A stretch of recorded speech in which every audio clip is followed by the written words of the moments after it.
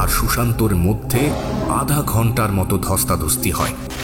এই ধস্তাধস্তির মধ্যে নৌকার মাঝি বাঘের মাথায় সুযোগ পেলেই সজোরে আঘাত করতে থাকে। অন্যদিকে সুব্রত হাতের কাছে কিছু না পেয়ে হতভম্ব হয়ে যায়।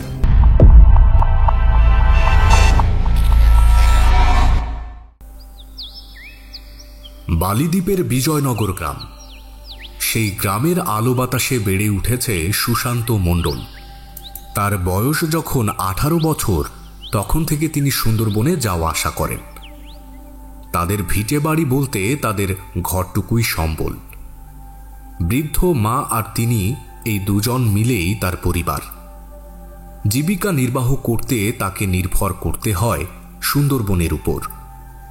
ছোটবেলায় খুব বেশি পড়াশুনোয় মনোনিবেশ করতে পারেনি সুশান্ত মণ্ডল, কারণ ছোট কাঁধেই তাকে নিতে হয় বৃদ্ধ মায়ের দায়িত্বভার। সময়টা 2013 সাল। এই বছরে তিনি সুন্দরবনে কাঁকড়া ধরতে সুন্দরবনে যান।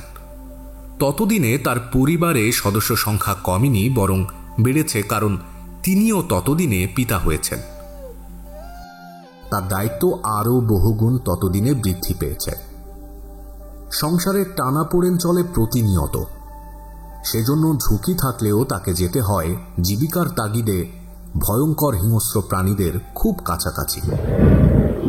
সুন্দরবনে যারা জীবিকার জন্য যায়, তাদের মতো সুশান্ত মণ্ডলও জানেন মৃত্যু যে তাদের খুব কাছাকাছি।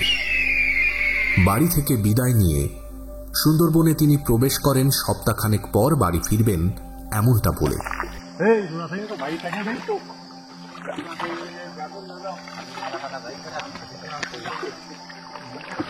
নৌকা তাদের এগিয়ে চলে লোকালয় ছেড়ে। নৌকায় তিনি আর তার সঙ্গীরা লেবুখালী নামক একটা খালে প্রবেশ করলে তখন সন্ধ্যা ঘনিয়ে আসে। তারা তাদের নৌকার পাশাপাশি আরও বেশ কিছু নৌকা লেবুখালী খালের মধ্যে দেখতে পান তাদের পরিচিত একজনকে, যার নাম মুচিরাম। জোয়ার নদীতে সবেমাত্র শুরু হয়েছে। মুচিরামের নৌকায় নিমাই নামে একজন বনজীবী নির্জন বনে নৌকার উপরে বসে উনুনে চা বানাচ্ছিলেন। তাই দেখে সুশান্ত মণ্ডল মজার ছলে বলে উঠলেন, ও নিমাইদা, আমাদের জন্য চা কইর, আমরা কিন্তু খালে কাঁকড়া ধরার জন্য দোন ফেলেছি।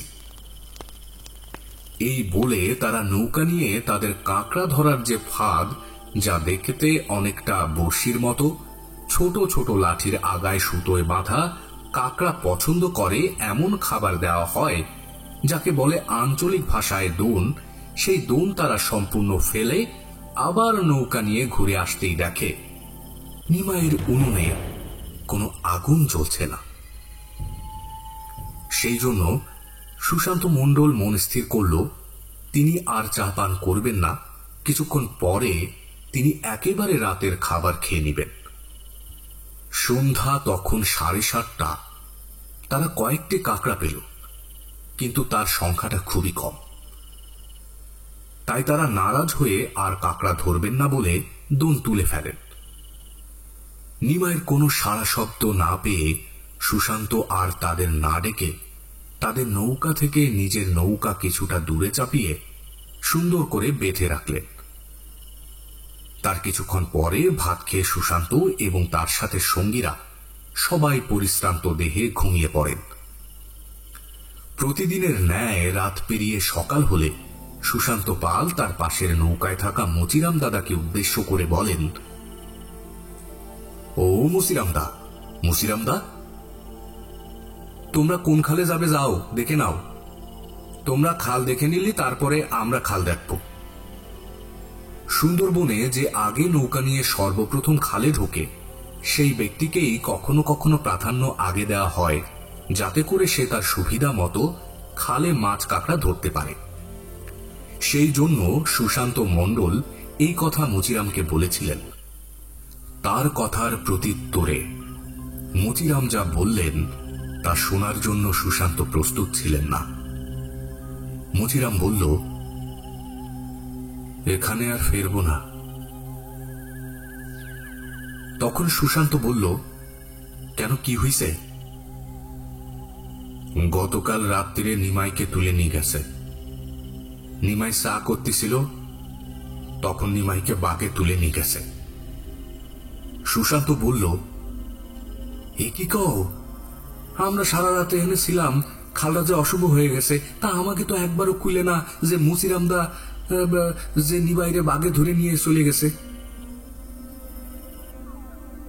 মুচিরাম কথার যথাযথ জবাব না দিয়ে তাদের এখানে জাল ফেলতে নিষেধ করেন।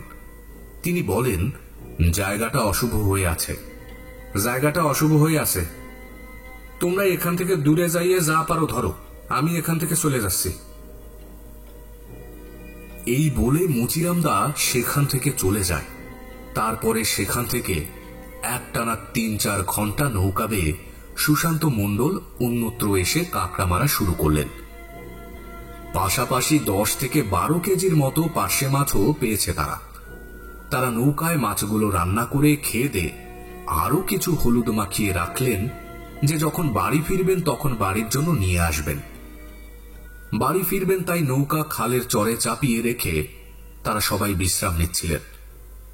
বিকালে ফিরবেন, এদিকে খালে জোয়ারও চলে এসেছে। তারা নৌকায় মোট 3 জন, একজন মাঝি আর একজন কাঁকড়া ধরায় বিশেষ পটু, নাম তার সুব্রত। মাঝি সুব্রতকে বাড়ি ফেরার আগে শেষবারের মতো কাঁকড়া ধরতে দোন ফেলতে বলে, কিন্তু কাঁকড়া বেশি না পড়ায় তারা আরো কয়েকবার কাঁকড়া ধরতে চেষ্টা করে, কিন্তু তাতেও এমন ভালো কাঁকড়া না পেলে তারা আরো ছোট খালে সবার সম্মতি ক্রমে কাঁকড়া ধরতে ঢোকে। সে খাল এত ছোট যে যে কেউ এক লাফে পার হয়ে যেতে পারবে। কিছুক্ষণ পরে একটা আওয়াজ তাদের কানে আসে, ঠিক কর্মর মর্মর শব্দের, যেমনটা শুকনো পাতা বা শুকনো কাঠে পা পড়লে যেরূপ শব্দ হয় ঠিক তেমনটি। কিছুক্ষণ পরে আবার শব্দ হলে সুব্রত সুশান্তকে বলে, সুশান্তদা, কিছু একটা শব্দ হইল, শুনতে পাইছ কি? হ্যাঁ, আমিও শুনতে পাইছি। ও শুয়োর টুয়োর হবে, বাঘলি দুবার শব্দ করত না। এই বলে তারা আবার কাঁকড়া ধরতে আরম্ভ করল। এবার ওই ছোট খালে তারা প্রচুর কাঁকড়া পেতে থাকলো। আনন্দে তাদের সীমা নেই। সুশান্ত মণ্ডল কাঁকড়া ধরতে ধরতে কি মনে করে একবার উঠে দাঁড়ায়। মাথা উঁচু করে ঠিক তার বাম পাশে, ঠিক 50 হাত দূরে দেখে বাঘ দাঁড়িয়ে আছে শিকারের ভঙ্গিতে। সুশান্তের চোখে চোখ রেখে সুশান্তর চোখের পলকে বাঘ তার গায়ে গর্জন করে হামলে পড়ে। নৌকা থেকে ছিটকে সুশান্ত খালে পড়ে যায়।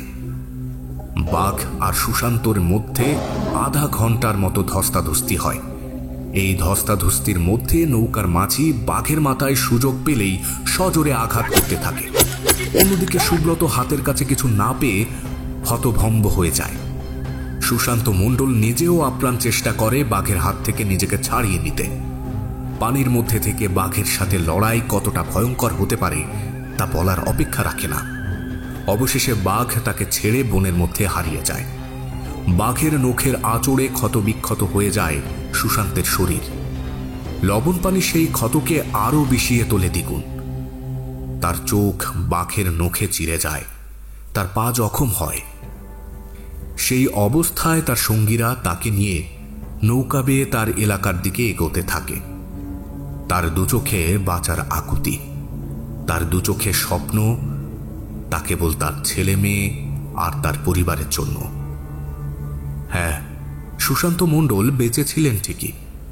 টাকার অভাবে দেরিতে হলেও কোনো রকম চিকিৎসা নিয়ে বেঁচে আছেন তিনি। কিন্তু এখন বেঁচেও তিনি বলছেন, সেদিন কেন মৃত্যু হলো না, তাহলে আর এই শরীর নিয়ে বাড়তি কোনো চিন্তা থাকতো না। যারা না ফেরে তারাই ভালো থাকে। আপনারা শুনছিলেন অ্যামেজিং নেচার অ্যান্ড লাইফে বাঘে মানুষের সুন্দরবন গল্পে সুশান্ত মণ্ডলের কাহিনী। আমাদের চ্যানেলটি ভালো লাগলে অবশ্যই সাবস্ক্রাইব করে সঙ্গে থাকবেন। ধন্যবাদ সবাইকে।